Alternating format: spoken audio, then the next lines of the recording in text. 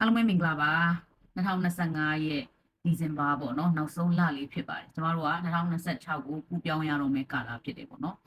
အဲ့တော့စီးရေးနိုင်ငံရေးသတင်းတွေလည်းအားလုံးကြားပြီးပြီဖြစ်တယ်အခုချိန်မှာကမောက်ကမတွေဖြစ်နေပြီးတော့မှလုံးဝမတည်ငြိမ်မှုတွေမြင့်တက်နေတယ်အဲ့ဒီအချိန်မှာကျမတို့ပြည်သူလူထုကလည်းနော်စိတ်သက်ကြတယ်တော့တော်လန်ရေးကာလတစ်လျှောက်လုံးမှာတော့စိတ်သက်ကြခဲ့ရတာပဲတကယ်တော်လန်ရေးမှာပါဝင်တဲ့လူပဲဖြစ်ဖြစ်မပါဝင်တဲ့လူပဲဖြစ်ဖြစ်ဟလာစစ်ကောင်စီကိုထောက်ခံအားပေးနေတဲ့လူတွေပဲဖြစ်ဖြစ်ဘောမတွေပဲဖြစ်ဖြစ်ပေါ့နော်စိတ်တက်ကတော့သူတို့ဘက်ကလည်းကြားရတယ်လို့ကိုယ်တွေဘက်ကလည်းကြားရတာပေါ့ရှင်အဲ့တော့အခုလက်ရှိပေါ်ပေါက်နေတဲ့သတင်းတွေအရဆိုလို့ရှိရင်နော်ဒါမိုးကုတ်မိုးမိတ်ကိုပြန်ပေးလိုက်ရပြီး PNL ထိန်းချုပ်ထားတဲ့နယ်မြေတွေထဲကိုစစ်ကောင်စီတပ်ဖွဲ့တွေကပြန်ပြီးဝင်ရောက်လာပြီအဲ့ဒီအချိန်မှာမိုးကုတ်မိုးမိတ်ကို PNL ကပြန်ပေးပါတယ်ဆိုပေမဲ့လည်း PDF တွေကတော့ပြန်မပေးဘူးသူတို့ကြားသလောက်ခုခံကာကွယ်မယ်ဆိုပြီးကြေညာချက်တွေလည်းထွက်လာတယ်ဘယ်လိုပဲဖြစ်ဖြစ်ဒီကြေညာချက်ပေါ်မှာတော့ကျမတို့တော်လန်ပြည်သူတွေကဝမ်းသာတယ်ပေါ့နော်ဒါပေမဲ့လည်းနောက်ကျနေပါပြီနော်နောက်ကျအချိန်မလောက်တော့ဘူးပေါ့နော်ရုပ်တရက်တွေဖြစ်သွားကြတယ်နော်ဒီနေမြေတွေကိုတရုတ်အကူအညီနဲ့ပြန်ပေးရတဲ့ကိစ္စတွေကလည်းတစ်နှစ်ပြီးတစ်နှစ်ဖြစ်လာပြီတစ်ခုပြီးတစ်ခုပြန်ပေးရပြီဆိုတဲ့အခါကျတော့ကျမတို့ရဲ့တော်လန်ရေးအခြေအနေကိုပြန်ကြည့်မယ်ဆိုရင်တော့အရင်တော့80 30အနေထားမှာအခုချိန်မှာတော့50အနေထားပြန်ဖြစ်သွားပြီအရင်တော့ကတော့ကျမတို့ဒေါ်လာကြီးဘက်ကနေ80ရာခိုင်နှုန်းတိန်းထားနိုင်တဲ့မြို့တွေကနော်ဒီ2025မှာတော့80ရာခိုင်နှုန်းထိန်းချုပ်ထားနိုင်တဲ့အခြေအနေမျိုးမရှိဘူးနော်အဲ့တော့ပြန်ပေးလိုက်ရတဲ့မြို့တွေကလည်းတကယ်ကိုမှစစ်ကောင်စီနဲ့တရုတ်ရဲ့လိုအပ်ချက်အရာသူတို့အတွက်အချက်ချကြတဲ့နေရာတွေသူတို့အတွက်အရေးကြီးတဲ့နေရာတွေကိုပြန်ပေးလိုက်ရတာဖြစ်တယ်အဲ့တော့တော်လန်ရေးအခြေအနေက50ပြန်ဖြစ်သွားပါနော်ဒီချိန်မှာ UNG ကိုဝေဖန်လာကြတဲ့အတန်တွေပို့ပြီးထွက်လာတယ်ကျမတို့ကစီရေးမှာနိုင်ငံရေးမှာအများဆုံးအဝေဖန်ခံရမယ်ဆိုရင်တော့အစိုးရပါလို့တက်လုပ်ထားတဲ့လူတွေကပဲအများဆုံးဝေဖန်ခံရမှာဖြစ်တယ်။ UNG အနေနဲ့ဒေါက်တာဆာဆာတို့လူပုံကူမျိုးတွေ UNG ကနေနှုတ်ထွက်တယ်ဆိုလဲပဲဒါ UNG ကိုဝိုင်းဆဲကြမှာပဲ UNG ကိုပဲအပြစ်မြင်ကြမှာပဲเนาะနောက်တစ်ခုကဒီမိုးကုတ်မိုးမိတ်လူမျိုးမြို့နယ်တွေတိန်းထားတဲ့မြို့နယ်တွေကိုပြန်ပေးလိုက်ရလဲပဲ UNG အတုံးမကြလို့ဆိုတဲ့ဟာတွေကိုကိုယ့်ဘက်ကလူတွေကပါအစားလုပ်နေတာဖြစ်ပါတယ်အဲ့တော့ကျွန်မဒီနေ့ကြည့်လိုက်ရတဲ့ post တစ်ခုဆိုလို့ရှိရင်ဒါ PNL ခေါင်းဆောင်ကနေပြောထားတဲ့စကားလိုမျိုးထွက်လာတာပေါ့နော်တကယ်တော့ကျွန်မသတင်းတွေမှာလိုက်ကြည့်ပြီးသွားပါပြီဘယ်သတင်းမှာအတီးပြုတ်ထားတာမရှိသေးပါဘူးအဲ့ဒါဘာစကားတွေလဲဆိုလို့ရှိရင်ဒီUNG အတုံးမကြလို့နော် PNL ကပြန်ပေးလိုက်ရပါတယ်ဗမာလူမျိုးကြီးဝါဒဆိုတဲ့စကားကိုကန့်ဆွဲပြီးပြောတာဖြစ်တယ်အဲ့တော့ကျွန်တော်တို့ကအဲ့ဒီစာတွေကိုပြန်ပြီးတော့ကူးချလာတာပြန်ပြီး sharing လုပ်လာတာတွေကကျွန်တော်တော်လိုင်းရေးဘက်ကလူတွေဖြစ်ပါတယ်နော်တော်လိုင်းရေးဘက်ကလူတွေဖြစ်ပါတယ်အဲ့ဒီလိုအတုံးနှုံးတွေအဲ့ဒီလိုစကားတွေကစစ်ကောင်စီကဒီလိုမျိုးတော်လိုင်းရေးကာလမှာပြဿနာတစ်ခုခုဖြစ်ရင်တေးကြပေါက်ထုတ်မဲ့စကားတွေဖြစ်ပါတယ်နော်အဲ့တော့တွေးခွဲဖို့အတွက်ဒါသမင်ရည်ရွယ်ပြီးလုပ်တဲ့ဗမာဆိုတဲ့လူမျိုးကြီးဝါဒကျင့်သုံးပါတယ်ဆိုတဲ့နော်တိုင်းရင်းသားတွေကိုယ်တိုင်ထင်ထားခဲ့တဲ့ဟာကိုထုတ်သတင်းအဖြစ်ထုတ်လာတာဖြစ်တယ်ပေါ့နော်သတင်းပြထုတ်လာတယ်ဆိုပေမဲ့တကယ်သတင်းဌာနကြီးတွေကထွက်လာတာမဟုတ်ဘဲနဲ့ဘယ်ကနေဘလို့စတင်ပေါ်ပေါက်လာမှမသိတဲ့စကားတွေပေါ့နော်အဲ့တော့ TNL ခေါင်းဆောင်အနေနဲ့နော်ဒါ MNDAA လိုခေါင်းဆောင်ဒီလိုခေါင်းဆောင်မျိုးတွေအနေနဲ့ကဒီလိုစကားမျိုးတွေပြောမယ်လို့ကျွန်တော်မထင်ပါဘူးဟုတ်လားUNG သုံးကြလို့TNL ကိုပြန်ပေးလိုက်ရတာလို့မိုးကုတ်မိုးမိတ်ကိုပြန်ပေးလိုက်ရတာလို့လာရှိုးကိုပြန်ပေးလိုက်ရတာလို့ဆိုတဲ့စကားတွေကခေါင်းဆောင်တွေအနေနဲ့ဘယ်လိုမှမထွက်တင်တဲ့စကားတွေဖြစ်တယ်လို့ထွက်မှလည်းမဟုတ်ဘူးလို့ကျွန်တော်တို့ယုံကြည်ပါတယ်ဒါပေမဲ့အဲ့ဒီစကားတွေကပြည်သူလူထုကြားထဲမှာပြန်ပြီးတော့မှကျွန်တော်တော်လန်ရေးဘက်ကလူတွေကပါUNG ကိုဝိုင်းပလိမ့်တာဖြစ်တယ်တိတိကျကျပြန်စဉ်းစားမယ်ဆိုလို့ရှိရင်စစ်ကောင်စီကအခုလိုမျိုးနော်နေမြေတွေပြန်သိမ်းလိုက်ရတဲ့ပြန်ရသွားတဲ့ကိစ္စတွေဒေါက်တာဆာဆာတို့လိုလူမျိုးတွေနှုတ်ထွက်သွားတဲ့ကိစ္စတွေမှာ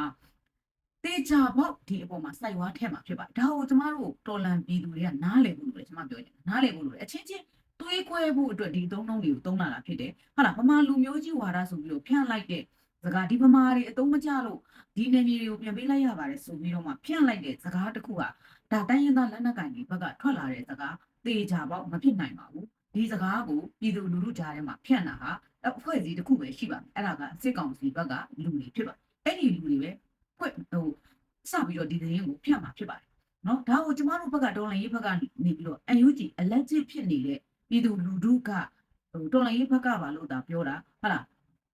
တကယ်ကိုမှ UNG ကိုအတုံးမကျဘူးဥဆောင်မှုအားနည်းတယ်ဆိုပြီးတော့ဝေဖန်အရင်လုံးတွေကဝေဖန်လာတဲ့လူတွေကပို့ပြီးတော့ UNG ကိုဝေဖန်လာတယ်ဟုတ်ပြီ အဲ့တော့ကျွန်မကအယူကြီးအပိုင်းကိုခွဲပြီးနှစ်ခုခွဲပြီးပြောရမှာပေါ့နော်အယူကြီးကိုနော်ကျွန်တော်တို့ကဘလို့အမြင်မျိုးနဲ့မြင်ရမလဲဆိုလို့ရှိရင်နိုင်ငံတကာရဲ့ဆက်ဆံရေးမှာလိုအပ်နေတဲ့တူဒီတော့တစ်ဖွဲ့ဒီတော့လမ်းကြောင်းဖြစ်တယ်အယူကြီးနော်အယူကြီးကစီရေးဆိုတာထက်အယူကြီးကနိုင်ငံရေးအရွေ့ကိုတွန်းနိုင်ဖို့အတွက်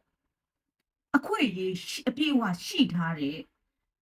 တူဒီတော့ပုဂ္ဂိုလ်ဖြစ်တယ်ပုဂ္ဂိုလ်နဲ့ပြောရမယ်ဆိုတူဒီတော့အဖွဲ့အစည်းတစ်ခုဖြစ်ပါတယ်ကျမတို့ကစီရေးပြဿနာပဲတက်တက်နိုင်ငံရေးပြဿနာပဲတက်တက်နော်အယူကြီးကိုထိုင်ဆဲနေမယ်ဆိုတာကမမှန်ကန်ပါဘူးမဟုတ်သေးပါဘူးဒီလိုလဲမဖြစ်သင့်ပါဘူးဟုတ်လားအစိုးရပါပြည်သူလူထုရဲ့အစိုးရပါဆိုပြီးတော့တော်လှန်ရေးအစိုးရတရက်အဖြစ်နဲ့နိုင်ငံတကာမှာအယူကြီးကအတန်ထုတ်နေတာလေတန်ထုတ်နေတာဖြစ်ပါတယ်ကျမတို့ကစီရေးတစ်ခုတည်းနဲ့ဒီပြဿနာကိုဖြေရှင်းလို့မရပါဘူးကျမတို့အာဏာရှင်တွေကိုတော်လှန်တဲ့နေရာမှာစီရေးတစ်ခုတည်းနဲ့ကျမတို့ဖြေရှင်းလို့ရမှာမဟုတ်ပါဘူးเนาะနိုင်ငံရေးနီးလန်းအရာကျမတို့ကနိုင်ငံတကာမှာအသိမပြုတ်လာဖို့မြန်မာပြည်တွင်းမှာရှိနေတဲ့ကိစ္စရက်တွေမြန်မာပြည်တွင်းထဲမှာစစ်ကောင်စီဘက်ကလုပ်နေတဲ့ရက်ဆက်ကြမ်းကြုတ်မှုတွေပြည်သူပေါ်မှာဖိနှိပ်မှုတွေကိုအတန်ထုတ်နိုင်တာအယူကြီးတစ်ဖွဲ့လေးရှိပါတယ်เนาะအဲ့တော့အယူကြီးကိုကျမတို့ကတော်လန်ရေးခေါင်းဆောင်ဦးဆောင်အဖြစ်မြင်ရတော့ဟုတ်တယ်ဒါပေမဲ့လေကျမတို့ကစစ်ရေးနေရာမှာတော့ကျမတို့ကနေရာတကာအယူကြီးဆိုပြီးထိုးချနေခြင်းဟာစစ်ကောင်စီလှုပ်ချင်နေတဲ့အလုပ်ကိုကျမတို့ဘက်ကလူတွေကဝိုင်းပြီးတော့လုပ်ပေးနေတာတဲ့တူပါတယ်ကျမတို့ကအဓိကကျမတို့တွားရမှာကကျမတို့ဘာဖြစ်ချင်ကြတာလဲဆိုတဲ့ဟာပေါ့နော်ကျမတို့ဘာကိုလိုချင်တာလဲကျမတို့လိုချင်နေတဲ့ဟာအရန်ခက်ခဲတယ်နော်အဲ့ဒီခက်ခဲမှုဟိုကျမတို့ကကြော်ဖြတ်ရမယ်ဆိုရင်အယူကြီးကိုကျမတို့ထိုင်ဆဲနေုံနဲ့ကြော်ဖြတ်လို့ရမှာလားမရဘူးဒါဆိုလို့ရှိရင်အယူကြီးကိုကျမတို့ကတော်လည်းဟုတ်ပြီဒီဥဆောင်မှုညံ့ပြင်းနေဒီဥဆောင်မှုညံ့ပြင်းနေတဲ့အဖွဲ့အစည်းကိုဖြုတ်ချလိုက်ပါလို့ပြောလို့ရလားဖြုတ်ချစေချင်တာကစစ်ကောင်စီပဲ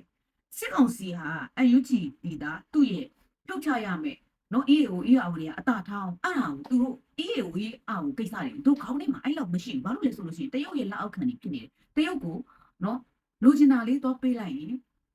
လိုချင်တိုင်းရတယ်အခုလေဒါတက်တည်ပဲလीနော်ဟို MMDA ဝတ်တက်နောက်ဆုတ်သွားတယ် KNL နောက်ဆုတ်သွားတယ်နောက်ဆုတ်သွားတဲ့အပြင်အဲ့ဒီတိန်းထားတဲ့မျိုးတွေမှာပြန်ပြီးနေရာယူတယ်စစ်ကောင်စီကနော်အဲ့တော့ရှင်းရှင်းလေးအဖြေကတရုတ်လက်အောက်ခံနေဖြစ်တဲ့အတွက် EAO တွေကိုဘယ်လောက်ထိခေါင်းထဲမှာမရှိဘူးသူတို့ခေါင်းထဲမှာရှိတာ UNG ကိုဘလို့သူတို့ပြိုကွဲအောင်လုပ်ရမလဲဆိုတဲ့ဟာကသူတို့ခေါင်းထဲမှာနံပါတ်1အပြည့်အဝရှိနေတာဖြစ်တယ်နော်အဲ့ဒီအတွက်ကျွန်တော်တို့ပြည်သူလူထုနားလည်ထားရမှာက